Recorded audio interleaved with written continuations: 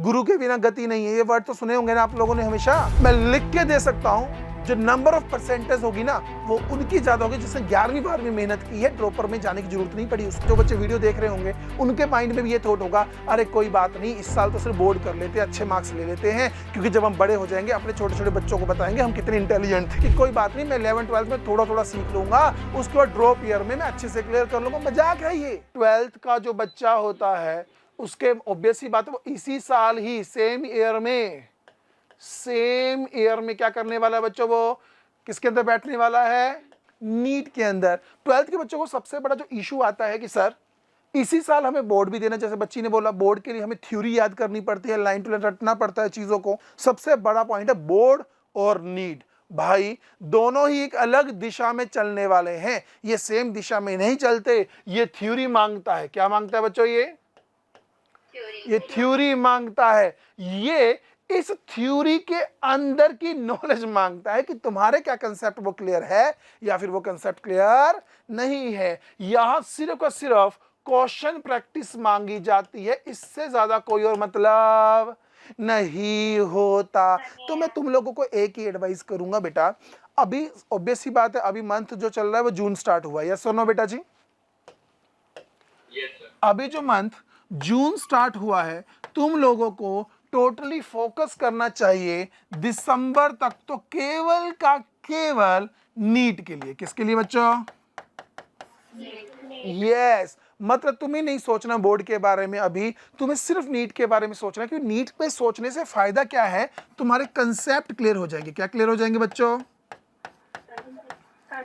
Concept clear हो जाएंगे। जब तुम्हारे कॉन्सेप्ट क्लियर हो जाते हैं तो मुझे एक बात बताओ, क्या तुम उस कॉन्सेप्ट से एक थ्योरी खुद क्रिएट नहीं कर सकते क्या? अरे यस और नो? कर सकते हैं। जब तुम थ्योरी क्रिएट कर सकते हो तो पेपर बोर्ड में क्या आएगा, डायरेक्ट थ्योरी वाला क्वेश्चन आएगा, आपको उसके बारे में कुछ लिखना है 2 या 3 पेज का। यदि तुम्हारा कॉन्सेप्ट क्लियर है तो तुम थ्योरी आसानी से बना लोगे। यस और नो बच्चों? लेकिन यदि उल्टा कर ले, मान लो तुम बोर्ड्स के हिसाब से पूरा पूरा लाइन टू लाइन रट रहे हो, रटने से मुझे बताओ क्या तुम लोग नीट निकाल पाओगे? नहीं, क्योंकि भाई थ्योरी तुम पढ़ते रहोगे केवल के केवल, क्वेश्चन प्रैक्टिस नहीं करोगे तो नीट नहीं निकलता। नीट का सिंपल फंडा है क्वेश्चन प्रैक्टिस अच्छे से होनी चाहिए, वैरायटी अच्छी होनी चाहिए। तो बेटा नीट और बोर्ड को तुम लोगों ने इकट्ठे लेके चलना है, बट पहले जो तुम लोगों ने फोकस करना है वो किसके लिए फोकस करना है बच्चों? नीट के लिए। दिसंबर तक तुम्हारा सिर्फ नीट का होना चाहिए। जनवरी में तुम नीट के साथ साथ किसके साथ बच्चों? जनवरी से लेके मार्च के बीच में तुम लोगों ने बेटा नीट को नहीं छोड़ना। ये नहीं है कि नीट छोड़ दिया, नीट के साथ साथ तुम लोगों ने बोर्ड करना है। तो बोर्ड के लिए तुम लोगों ने बच्चों करना क्या है, 2 चीजें पिक कर लेनी है। एक करनी है लास्ट 10 ईयर, क्या फॉलो करना है बच्चों?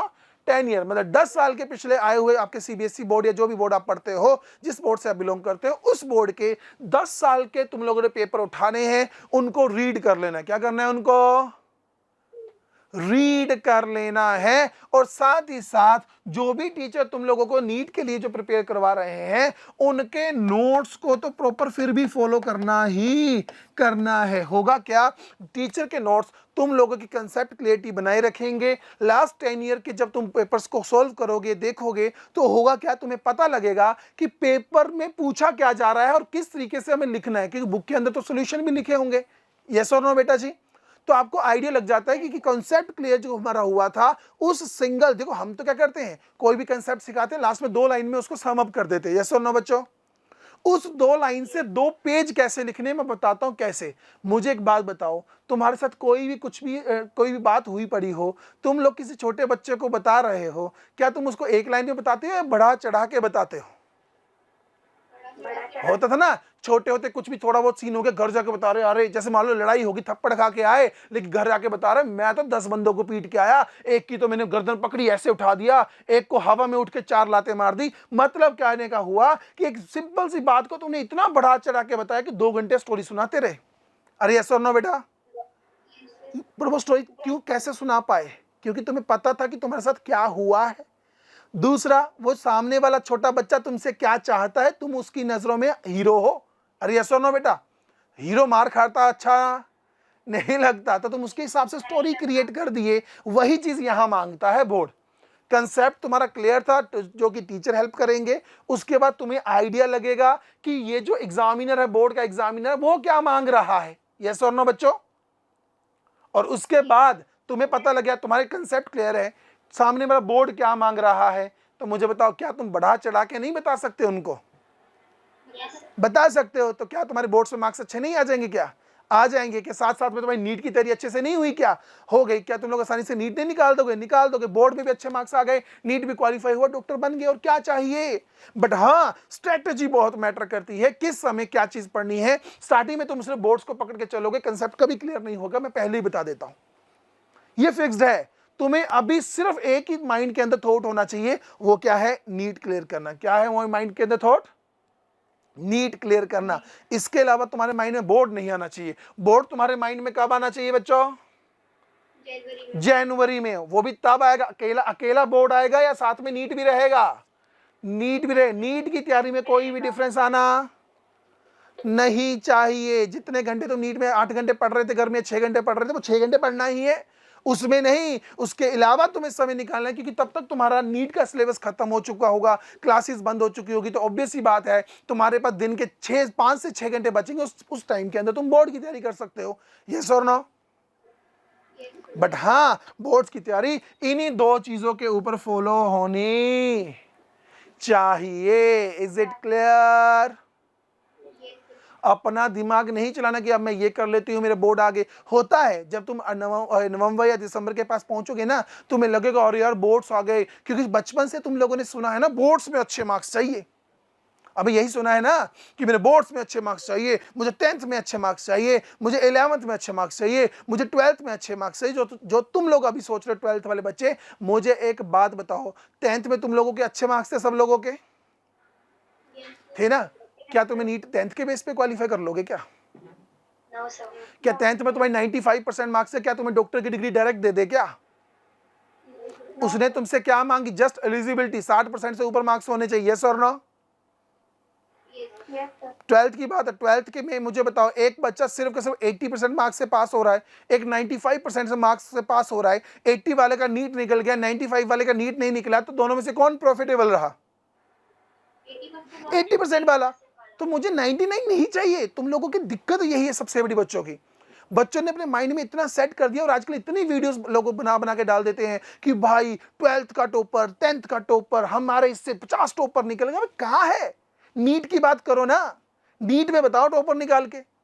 नीट में निकालो बच्चों की मैक्सिमम नंबर ऑफ परसेंटेज, निकालो सिलेक्शन की, निकालो उसकी रेशो, वो नहीं निकलेगी। बच्चों के माइंडसेट ऐसे कर दिए जाएंगे, और तुम्हारे साथ भी होगा कि डे बाय डे, धीरे धीरे जब बोर्ड नजदीक आएगा, तो सबसे ज्यादा वीडियोस किसके ऊपर बनाई जाएगी? बोर्ड के एग्जाम के ऊपर। तो बच्चा सोचेगा, अरे अरे नहीं यार, बोर्ड का एग्जाम आ गया, छोड़ो नीट को, कम से कम 12th तो पास हो जाए। ये आएगा तुम्हारे माइंड के अंदर। और नीट नहीं हुआ तब भी कोई दिक्कत नहीं कि 12th में फेल हो गए तो काम कर। अब नहीं हो सकते तुम फेल, कैसे हो सकते हो? तुम लोग पूरा दिन यहां पढ़ रहे हो, घर जाके भी पढ़ रहे हो, तो क्या 12th का पेपर ऐसा आएगा कि भाई यूपीएससी लेवल का आएगा? क्या नहीं आएगा। तो 12th तो तुम्हारा हो ही जाएगा ना। 12th में तुम्हारे इजीली 85% से ऊपर नंबर आ जाएंगे साइंस स्टूडेंट के, तो उसमें सोचने वाली बात ही नहीं है। और उसके ऊपर ये तुम ज्यादा एफर्ट डालोगे तो तुम अपना ही लॉस करवाओगे।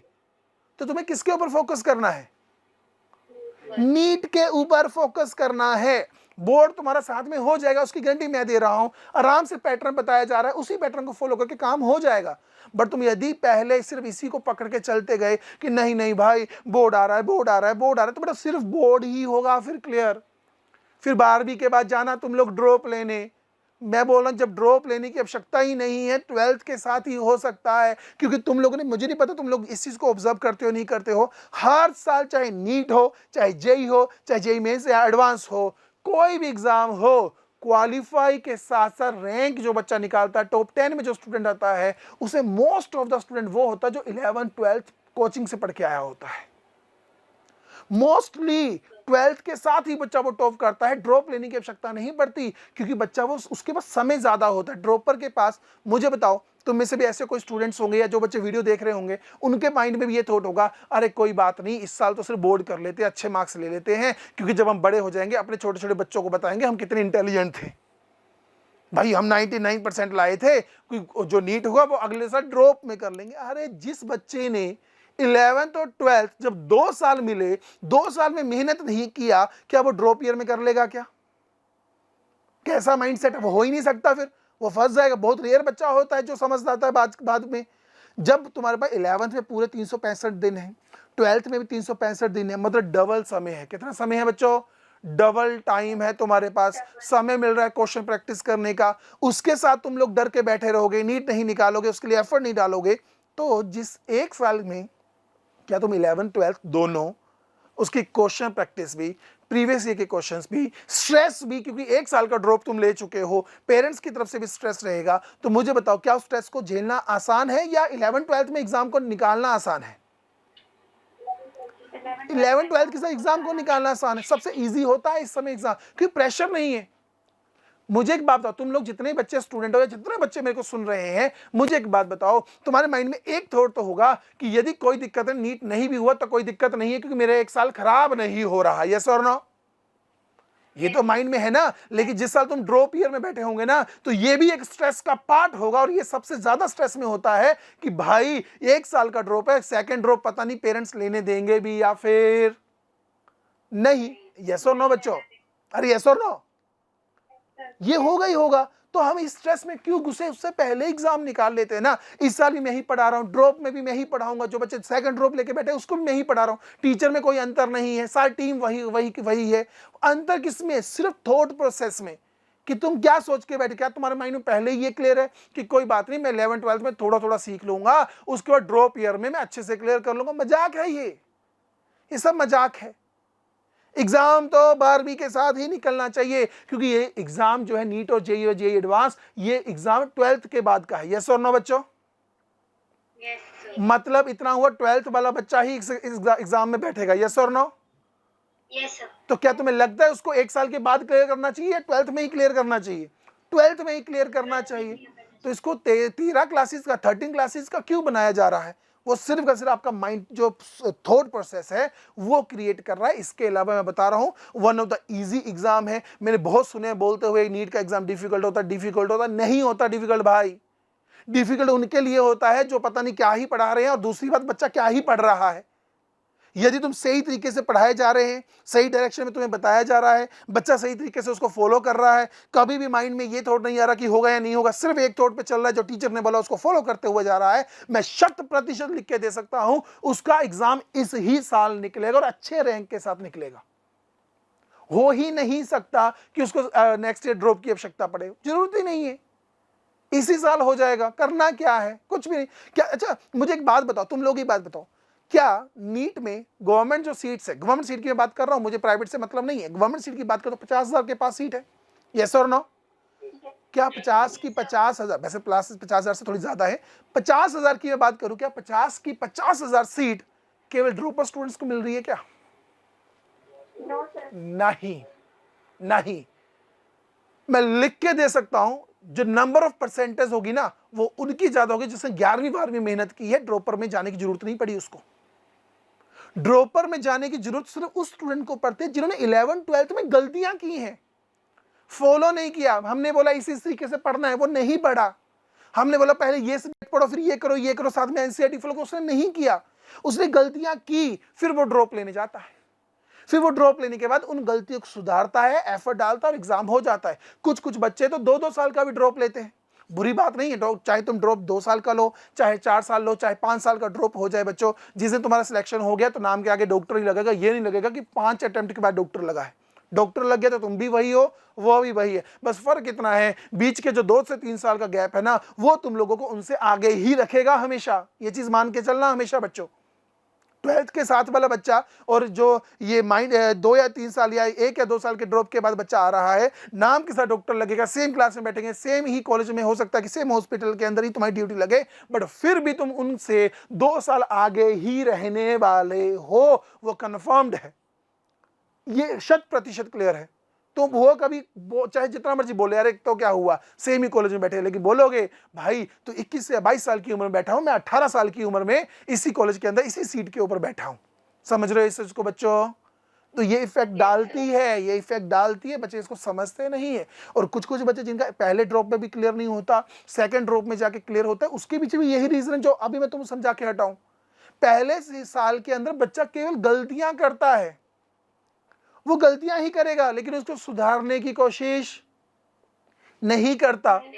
फिर एग्जाम क्लियर नहीं होता, फिर उसके माइंड में ये चीजें क्लियर होती, जिस दिन रिजल्ट आता तब उसके माइंड में क्लियर होता है, अच्छा मैंने यार ये गलतियां कर दी इसलिए मेरा एग्जाम नहीं हुआ। फिर पेरेंट्स की रिक्वेस्ट करता है कि भाई मुझे एक मौका और दो, फिर उस मौके में उस गलतियों को सुधार कर एफर्ट डालता और एग्जाम निकाल लेता है। एग्जाम तो निकलता ही निकलता, क्लियर हो जाता है। बट मैं ये बोल रहा हूं क्यों इंतजार करें अगले साल का? अरे यस और नो? जब हमें पता है गलतियां हर एक इंसान से होती है, मैं भी कुछ ना कुछ गलतियां कर रहा हूं, तुम भी कुछ ना कुछ गलतियां कर रहे हैं, क्या हम इन गलतियों को इसी साल सुधार सकते हैं? यस और नो? क्या हम उनको सुधारने के बाद उनके ऊपर अच्छे से एफर्ट डाल सकते हैं? यस और नो? तो क्या हमारा एग्जाम इसी साल क्लियर हो सकता है? यस और नो? हमारा एग्जाम है, लास्ट टाइम लास्ट मोमेंट में बोल रहा हूं, हमारा एग्जाम इसी साल क्लियर होगा 100% के साथ। Is it clear? हम लोगों का जो रैंक आएगा वो ट्राई करेंगे सिंगल डिजिट में आए। यस और नो बच्चों? हम लोगों ने एक दूसरों से नहीं देखना कि दूसरों का नहीं हो रहा, उनसे कुछ नहीं हो रहा, डजंट मैटर। जो भी टीचर, जिस भी सब्जेक्ट का टीचर, मैं केमिस्ट्री का हूँ, ऑर्गेनिक का हूँ, तो मैं जो ऑर्गेनिक में गाइड करूंगा, इनऑर्गेनिक वाला इनऑर्गेनिक में गाइड करेगा, फिजिक्स वाले फिजिक्स में गाइड करेंगे, बायो वाले बायो में गाइड करेंगे। जो टीचर तुम्हें जिस तरीके से समझाएगा उसी चीज को फॉलो करते हुए चलना है। Is it clear? पूरा एक साल बेटा पत्थर पे लकीर मान लो। शुरू से कहा गया है गुरु के बिना गति नहीं है, ये वर्ड तो सुने होंगे ना आप लोगों ने हमेशा। तुम अपने गुरु के ऊपर, मतलब अपने टीचर के ऊपर आंखें बंद करके विश्वास करो, जो टीचर बोल रहा है उसी तरीके से चलते जाओ। मैं लिख के दे सकता हूं 100% मैं गारंटी लेता हूं एग्जाम कंफर्म्ड क्लियर होगा, क्योंकि जो टीचर तुम्हें पढ़ा रहा है वो भी कभी ना कभी उस एग्जाम में बैठा होगा, कभी ना कभी उसने भी गलती की होगी। और उसने इतने साल, मुझे 11 साल पढ़ाते हुए हो गए, 11 साल में मैंने हजारों लाखों बच्चों को पढ़ाते हुए देखा है, पढ़ाया है उन लोगों को, मैंने देखा है उनकी क्या गलतियां होती है और अगले साल वो किन गलतियों के ऊपर काम कर लेते हैं। और वो गलतियां तुम आज ही सुधार लोगे तो इसी साल एग्जाम हो जाएगा। समझे बच्चों? बाकी चिल रहो, रिलैक्स रहो, जो भी स्ट्रेस वाला काम है वो हम करेंगे, तुम्हें बस जो हमने बोल दिया वो फॉलो कर देना है।